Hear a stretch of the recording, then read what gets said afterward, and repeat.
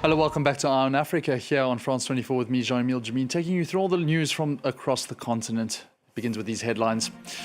In Sudan's Darfur, disaster on a massive scale. A landslide has buried the village of Tarasin. Locals have recovered at least 270 bodies as of Wednesday, but the United Nations warns the death toll could reach 1,000. With no aid arriving, survivors are left digging through the mud with their bare hands as Pope Leo calls it a humanitarian catastrophe. Then in the Sahel, jihadist violence is spiraling. Al-Qaeda's JNIM now dominates Mali, Burkina Faso and Niger, thriving on coups and chaos. But Islamic State is also fighting back now, fueling a deadly new wave of attacks. And in Mogadishu, a massive cleanup is underway. Bulldozers, garbage trucks and volunteers are clearing the streets and beaches, part of a drive to restore the Somali capital, once called Little Roma. Authorities say it's about pride, security and reclaiming the city's future. Welcome to the show. In Sudan's Darfur region, a massive landslide has buried the mountain village of Tarasin, with the death toll feared to be catastrophic. Local authorities and rebel forces say at least 270 bodies have been recovered, but the UN warns the real number could be anywhere between 300 and 1,000. Rescue efforts are being carried out by villagers and rebel fighters with barely any equipment, as access to the remote Jebel Mara mountains is almost impossible during the rainy season. Pope Leo XIV has called for a coordinated global response, describing the tragedy as a humanitarian catastrophe marked by pain. Natasha Lee has the latest. A village buried, a nation in mourning, and a deepening crisis. In Sudan's Darfur region, a remote village has been wiped out. Triggered by heavy rains, a massive landslide swallowed homes and farmland in Tarasin, located in the Jebel Mara Mountains. Hundreds of bodies have been pulled from the mud. Hundreds are still missing. Difficult to access, the region hosts many displaced people fleeing Sudan's ongoing civil war.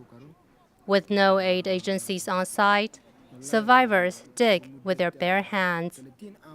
The UN says up to 1,000 people may have died.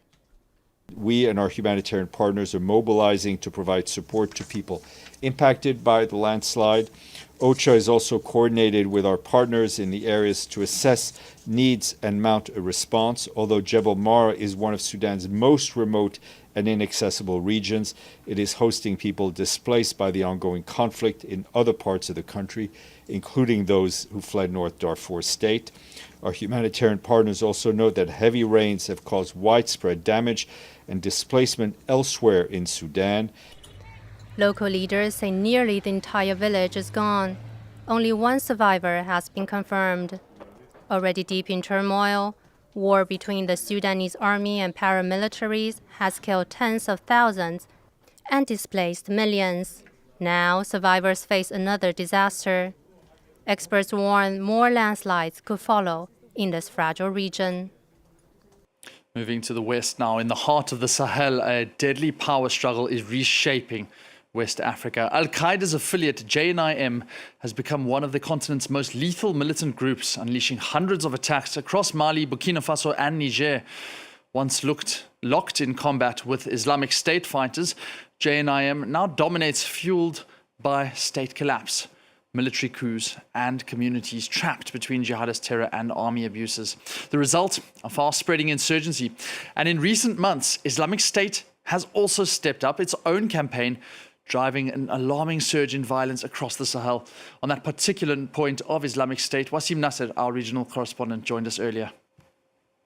It gained in activity as early as May 2025 with an attack in Ikniwan. We have footage of the attack, meaning following the same modus operandi as usual, meaning motorbikes, as we can see, roaming and attacking military facilities which are poorly defended, and especially which are not aided or helped with airstrikes, meaning you can see like the small trenches that are quickly overwhelmed by the jihadis. We witnessed also attacks in southern Niger and the area of Duchi. We have footage also of it in Dosso, meaning on the border with Nigeria. And why is it very important?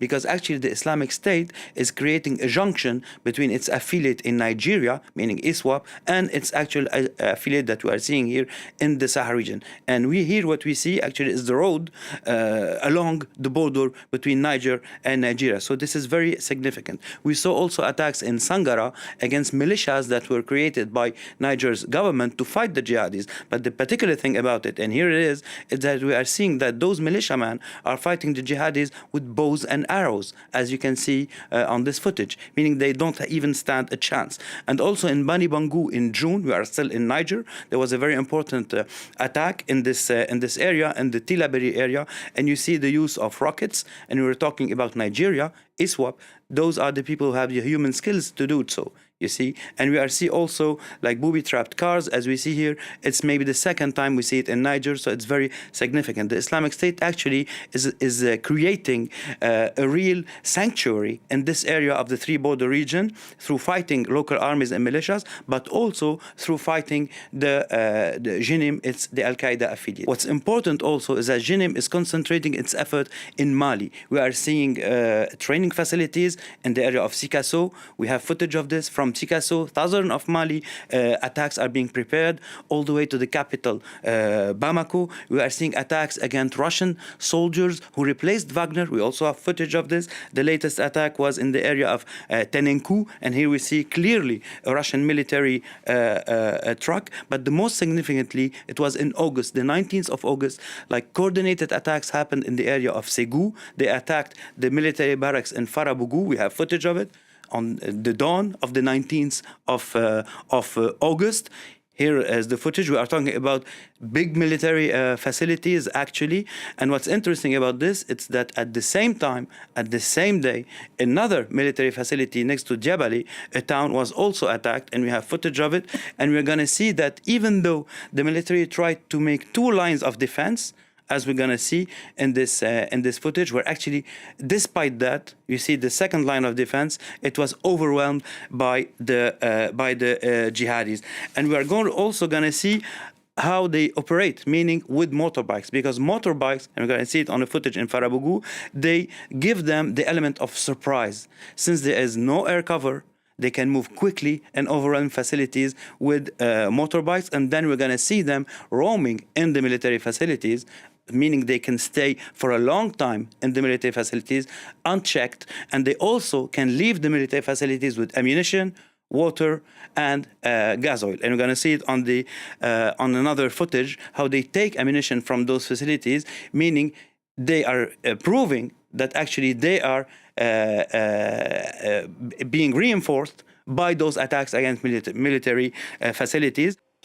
Now, in the Central African Republic, silence around violence against women is breaking. The brutal killing of a woman by her partner in Bangui has ignited nationwide outrage, sparking rare public marches where men and women unite to demand an end to gender-based violence. Our correspondents in the region have the story. Hundreds responded to the call, dressed in black, signs in hand, all denouncing acts of violence against women. A tribute to the victims. Among the activists was Léontine Perry, whose daughter died last year, beaten by her partner. Seeing all these young women marching in memory of my daughter is very moving. I hope that violence against women will no longer go unpunished. In the rain, mothers, sisters and activists from all neighbourhoods of Bonki demanded justice and protection. This collective silence is culpable. It is time to break it. To all the women involved in this march, I appeal to you. There is a toll-free number at the Cynthia Bouvier Foundation. Go ahead, register. Psychologists are there to listen to you. Priska Bourgon is a survivor. She was coerced by a violent man for 10 years. I've decided to break my silence. I want to warn the Central African government so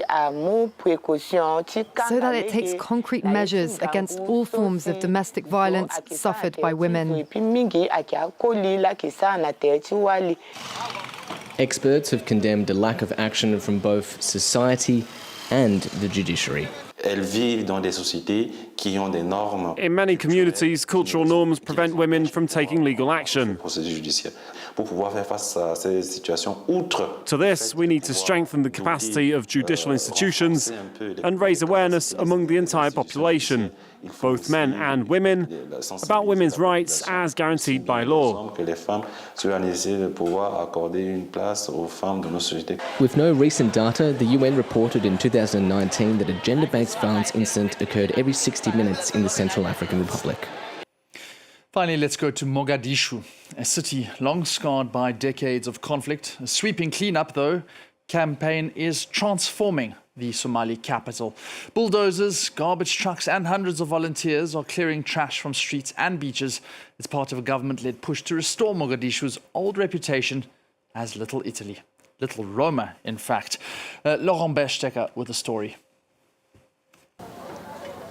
Brooms and buckets in hand, an army of volunteers and city workers methodically sweep up trash in the streets of Mogadishu. Once hailed for its splendor and beauty, the Somali capital has been scarred by decades of conflict and jihadist attacks. But a local government initiative now aims to restore the city to its former glory. We initially had 250 cleaners, but in order to meet demands, we added 300 more.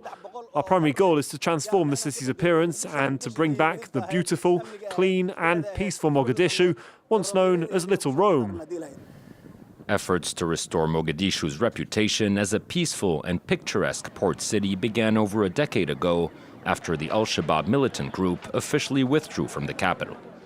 And while the cleanup has been gaining momentum, scaling up to hundreds of workers and volunteers in recent years, many challenges remain. Local authorities point to inadequate sewage structures, as well as a general lack of waste disposal awareness among the population. Despite these hurdles, residents and visiting members of the Somali diaspora say the campaign is beginning to bear fruit.